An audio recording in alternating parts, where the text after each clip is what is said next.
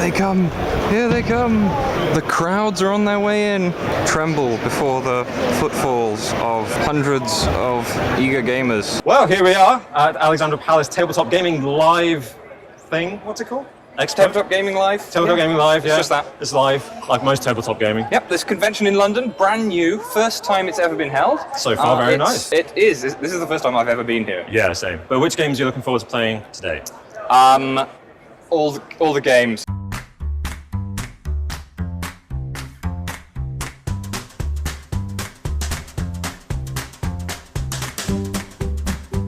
We're playing Between Two Castles of Mad King Ludwig. Snappily titled. He in his castle.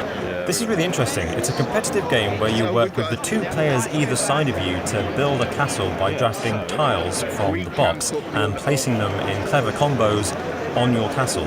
But then it's the castle of yours that's worth the least that you score at the end. It's probably the most complicated scoring card I have ever seen in a game. I think I like that more than Between Two Cities. So this being the combination of that and Castles of Mad King Ludwig. Both games that I, liked. I really like Castles of Mad King Ludwig, and I think adding in the scoring of that into Between Two Cities works very nicely. The new game! Do your best, Robin, / worst. So, I have to pick one of the cards from the edge of my hand. So either the leftmost one or the rightmost one. I can't change the order of the cards. So, I am going to play... It's a great angle, man. Yep. Such a good angle. This +or -1, so that I can go back to there. Yeah, and pick up this tile, adding it to my monumental collection of stuff that I've picked up from this tomb. Just look at all this tat I have collected. Because I picked up that tile, I get points, which is more points than Robin has, and that's all that matters. How many tiles have you collected, Robin? I've got 4. You've got 4? Yeah, I got 4. Good. Yes, Matt won, which is a bit of a shame, but overall, heard a lot of good things about this game, so yeah, actually really good. Plays incredibly fast. The mechanism of using cards for movement, but being limited as to which cards you can use, is really clever and speeds things up massively. I can imagine, we only played 2-player, but I can imagine with the full complement of players, this would go just as fast. It's actually probably faster because we'd have thought about our next move before it comes around to our turn again. So yeah, actually, really good. Tabletop gaming on a table? Crazy! No game is too small for a convention. We're about to play Monumental. That was video, by the way.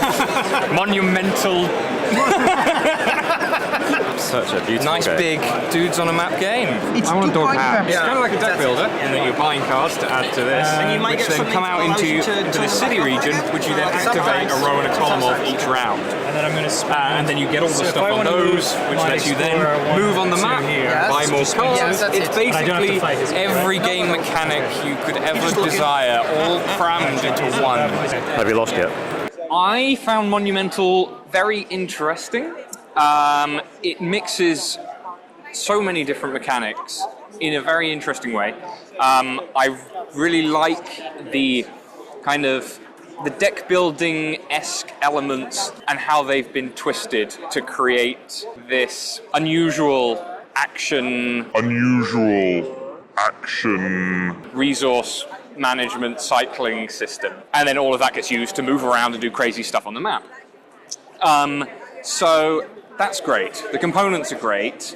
The one thing that we really struggled with was downtime. We'd do our thing and then wait 10 minutes while everyone else does things. Because you start off, you trigger out your cards, you get a bunch of resources, you do something, and then typically when you do something on the board, you're going to gain some more resources. And there's so many different things you can combo together and trigger to gain more and more resources that you end up doing lots and lots and lots of little actions in your turn, which ends up taking quite a long time. Like, I don't know what it is about modern gaming that I seem to have become very impatient about my turns, and it seems quite old-fashioned to have to wait that long.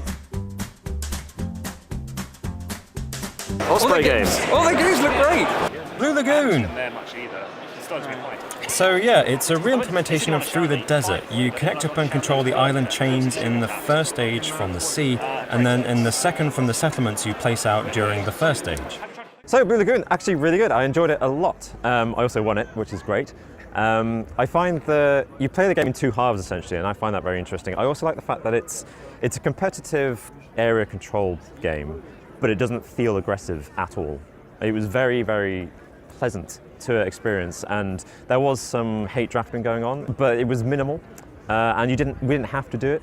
We just chose to do it. And you can kind of see it coming as well, right? You can see all those dick moves coming. Fabulous. Do you like big games? Because that is a big game. Magnate. Yes. Magnate is a property game about building colour-coded houses, shops and office blocks. But first you have to own land.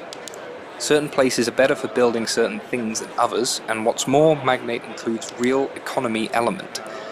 The price of land changes throughout the game and can even crash. Magnate, then. First-time publisher, first-time designer. It's economic more than city building, which is nice. I would have liked to have seen like the crash mechanic, because at a certain point in the game, like the economy just crashes, and suddenly all of your investments aren't worth very much. So you need to try and get all your cells in before that happens, and that would be a really interesting pivot point to have seen. On the very brief amount that we saw, there was definitely a point where one player kind of made a choice at the start of the game that punished them in the following round, but then long term, we don't know what the effect of that was. It looked like they were probably going to be able to get back into it okay. Overall though, like the economic stuff, it looks really good. Here we are, end of the day, sat out with a beer, the lovely view of London behind us, slightly chill. So glad we're looking at the view. It's yes, great, yeah. Enjoying the view. It's so good. Anyway. So what are your thoughts after the full day of the first Alexandra Palace Tabletop Gaming Live? Pretty good. Yeah? Yeah. It's a nice kind of comfortable size. We didn't get around everything in a day. Surprisingly, actually, when we arrived, I thought maybe we would. I thought I was going to struggle, but in the end, you know, a few demos go by and suddenly the day's pretty much over. Yeah. Yeah. Wasn't very busy. I don't know if that's. Which is great for us. It's quite a big space. Yeah. So it could have been busier than it seemed. You also did sit down for 2 hours to play Monumental. It's a lovely location. Like, I feel like as a punter, it was great. Yeah. But it wasn't crowded. Yeah. I'm slightly worried with a brand new convention whether they had enough people to keep it going, right? I mean, we'll find out. I was pleasantly surprised by the range of games on offer. Yeah, they were kind of like, I was hoping they'd be like, we're just a month before Essen, I was hoping for a lot of the Essen titles to be available, but you kind of have to go looking for them. I mean, Queen Games was here, which is good. We got to try Luxor. Oh, we got a cameo. What? We are? Oh, actual LOL approved. I thought you were taking a photo. So this was your first ever convention. How did you find your ed? I enjoyed it a lot more than I thought I would. Yeah, actually, yeah. I've got this image in my mind of conventions being horribly crowded, sweaty places where you're fighting for a seat at a table. Maybe you're pointing out this is slightly less populated than most. I had no trouble at all finding things to do. I spent the day playing new games and didn't waste my time. So yeah, that's great. It's nice that it's not as big as the UK Games Expo. I feel like it fits. Like, it's a solid size for a day, certainly for a day. Certainly for a day, yeah. I'm not sure. Like for a whole weekend. Like, there's still more stuff I could play tomorrow. I'm not fussed that I'm not going to be here tomorrow to play them. So it's like, I'm happy either way. So... On the plus side, there's booze. Yes. And the food was very good. So, I had a good time. My first, especially with the creaking shelves. Yes, it was good. Yeah. First time out in public as creaking shelves. Congratulations. It's good. I know. We got recognised, or you got recognised. Exhausting, having to sign all those autographs. Right? I know. Oh, well. All those men with their tits out and just signing the breasts. Yeah, that's getting cut out. Well. Fortunately, you won't have to put up with that if you come along next time. So, yeah. And there we go. I think that's a wrap. Oh, that's a wrap.